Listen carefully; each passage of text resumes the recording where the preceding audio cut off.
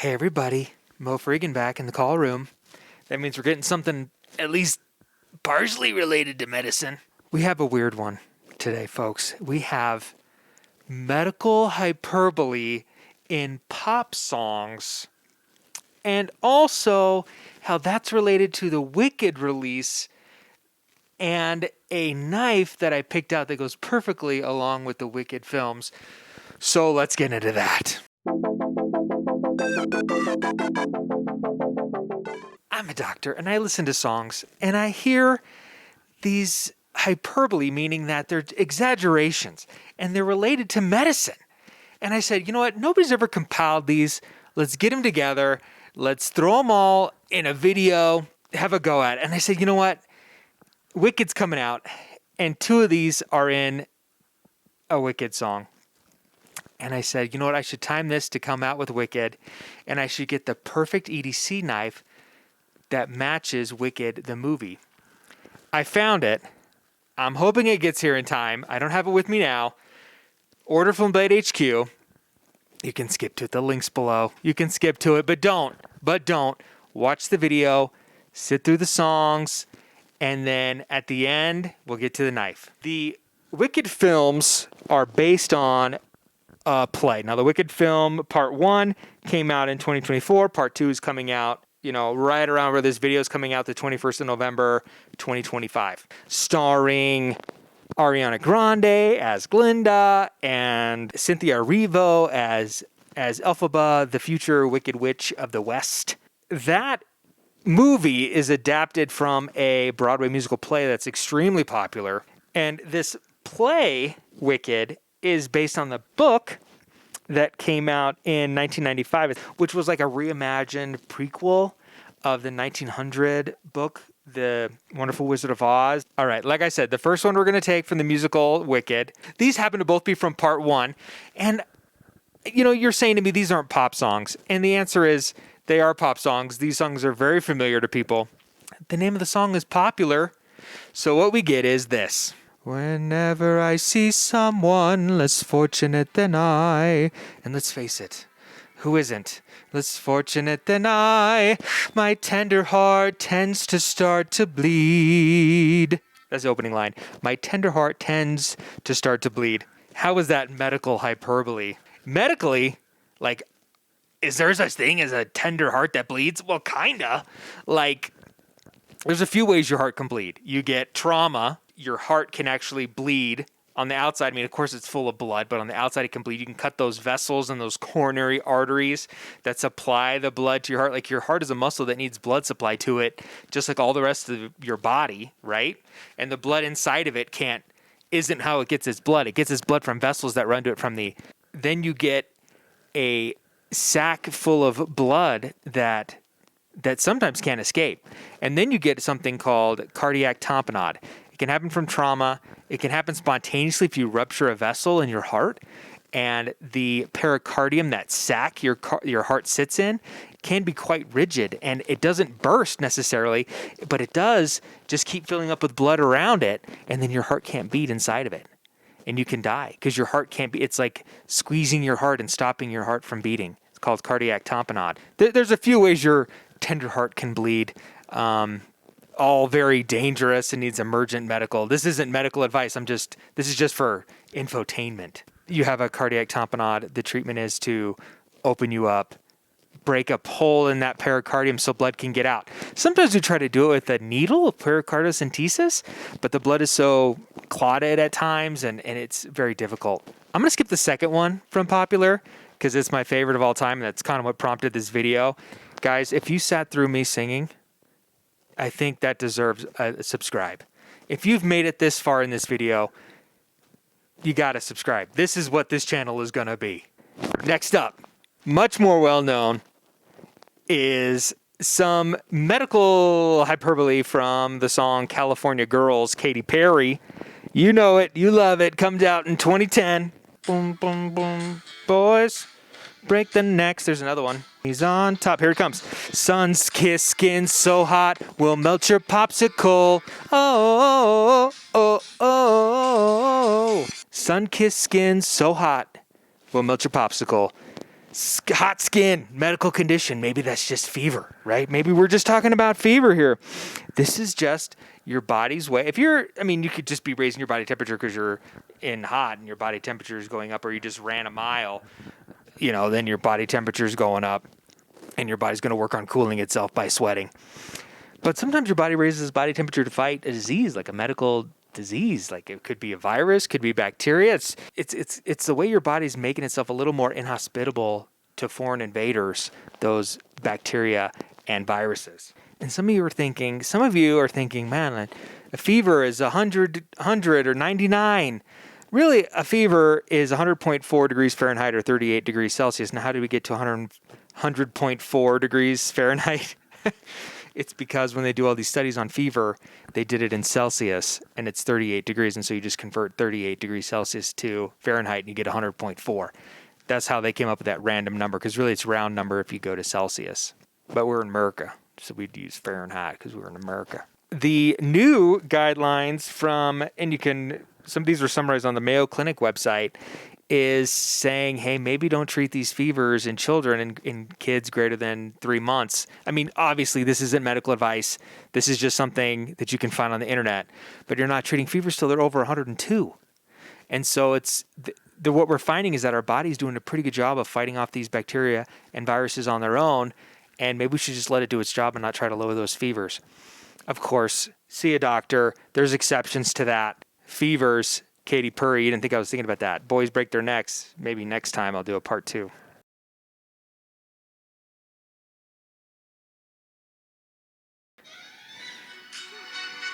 Comes right at the beginning. We're going to get right into this one. Ooh, my outfit's so tight. You can see my heartbeat tonight. Ooh, my outfit's so tight. You can see my heartbeat tonight. Love it. Love it. What are we talking about here? We're talking about old school classic medicine. This is called a heave, where you can feel or you can even see maybe the heart beating through your clothes. What is this a medical condition for? This is right heart enlargement. This is from right heart failure. Normally, your right heart pumps blood from your body into your lungs to oxygenate the blood in your body. Then that goes to your left heart, which is a much bigger, stronger part of your heart that pushes it out to the rest of your body through your aorta. Now, how do you get right heart failure? You can get it from pulmonary disease. Your body's having a hard time pumping that blood into your lungs because your lungs are so diseased. It could be from a pulmonary embolism. You have a blood clot that came from your leg, that came up through your body, up your venous system, into your heart, went through your heart just fine, but it shoots out into your lungs and it can't go anywhere because those vessels get down to, one cell apart or a few cells apart to oxygenate your blood.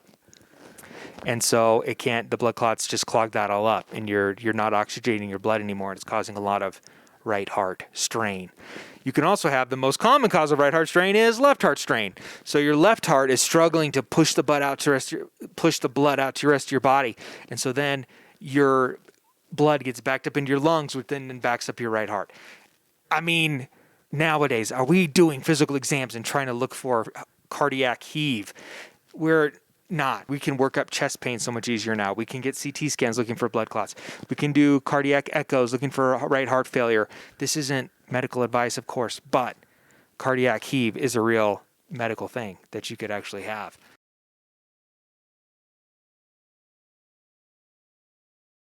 This one comes at the beginning of this song too.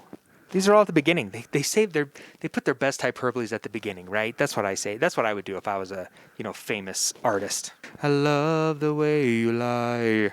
And right now, it's a steel knife and my windpipe. This is a twofer because it's a knife. It's about a knife. All right, guys, what's the windpipe? That's the trachea. That's the tube that carries air from your mouth to your lungs. So, you can't breathe. You got something caught in your throat. You can't get it out. You've seen this. See, I told you it was in a call room. You've seen it in movies. You've seen it on television. Somebody can't breathe. They're trying to do the Heimlich. They can't get whatever out. So they get a pen, they get a knife, and they go for what we would call in emergency medicine a cricothyrotomy, or a crike for short. And that's where we, get a knife and stick a tube directly into their trachea using a steel knife, stainless steel scalpel. According to people who've done this frequently, this is a bloody mess and needs a lot of suction.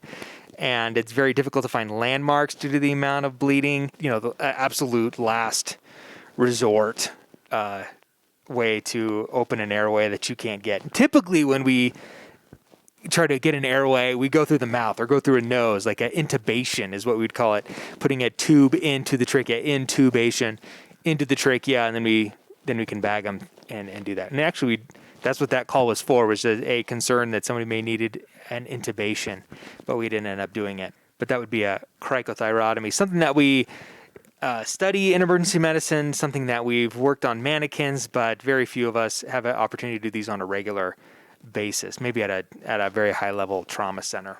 But with video laryngoscopes and all kinds of things that we can use now, it becomes less and less common. That Kesha, another one from Kesha, Tik Tok. You all know the line, she's going to brush her teeth with a bottle of Jack, assuming that she's going to wake up in the morning and have a bottle of Jack right away.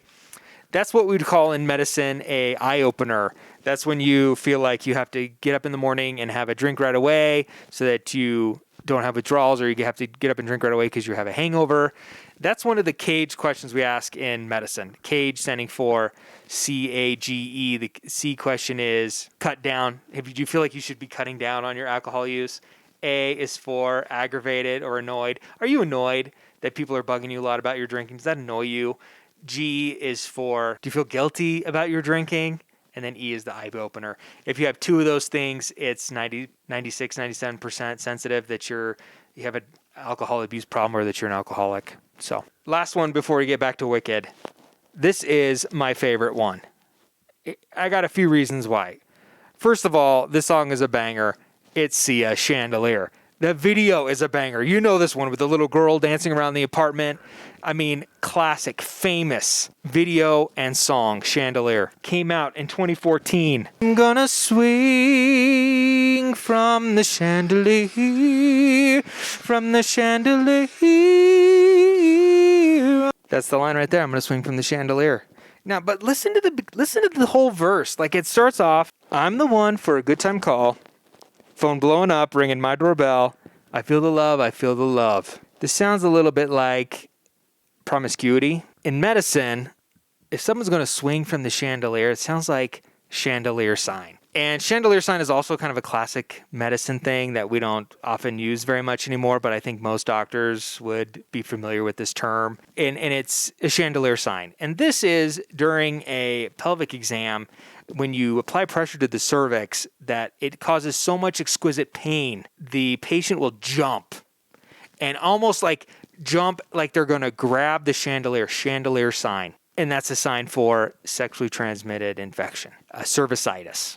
And it describes it right there. Promiscuity, being young between the ages of 18 and 25, promiscuity, multiple sexual partners, puts you at high risk for sexually transmitted infection. Now, am I doing a lot of pelvic exams looking for chandelier sign? The answer is absolutely not. The answer is I'm rarely doing pelvic exams anymore.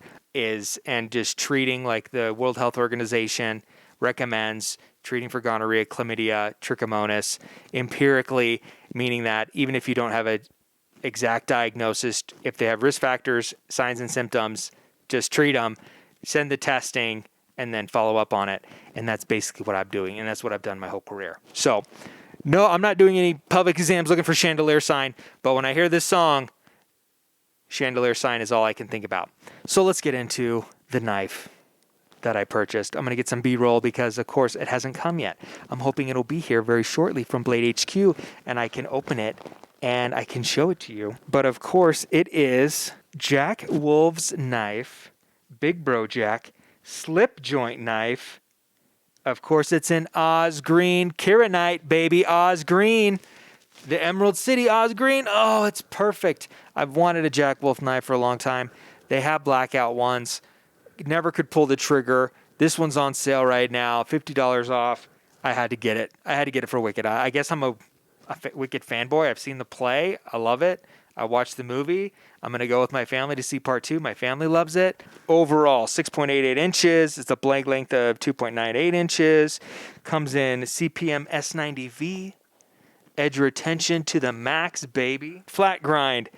Bead blast stone washed. Now, is this black? It appears very dark in the pictures, a very dark gray. And sometimes very, very dark gray. Handles 3.9 inches. It's 2.6 ounces overall. This is a manual slip joint. On washers. Made in China. You guys, look at these pictures. This knife is amazing. I'm just assuming this S90V is going to hold up like crazy with this blade thickness. This is just going to be a slicer. Now, do I recommend taking knives to movie theaters? I mean, check your local laws, of course. I mean, I'm gonna. I mean, I got bags of gummy bears that I can't open any other way. Like these bags just won't open. Like I gotta have a knife on me. All right, so the final song, the one that started it all, the most famous of all. Back to the same song, Popular. The proper poise when you talk to boys, little ways to flirt and flounce. Don't be offended by my frank analysis. Think of it as personality dialysis. Personality dialysis. I love that line. Dialysis is where filter out the blood in your body and act as your body's kidneys. Dialysis for kidney failure. It's when your kidneys stop working, you're not filtering all those toxins out of your blood, and they get put into your urine, and you make urine piss, ultim, and you pee it out. Your body can't do that anymore. You stop making pee, or you make very little. You can't filter that stuff. Tons of toxins build up.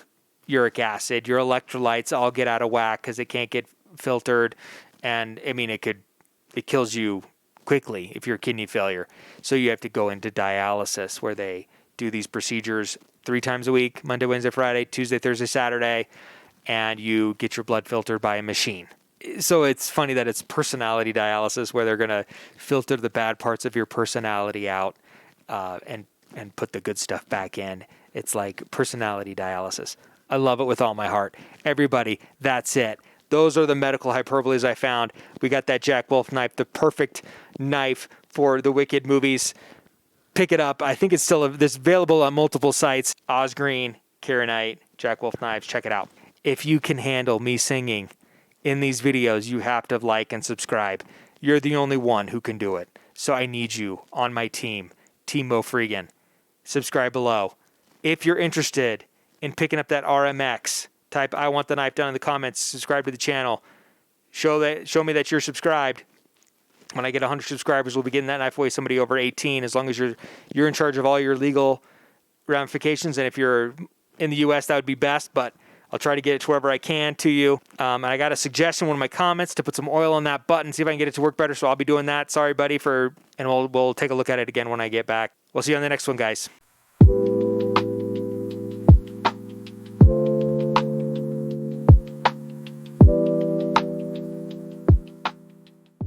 Steel pipe in your wood knife, in your steel pipe in your windpipe, steel pipe in your wind knife.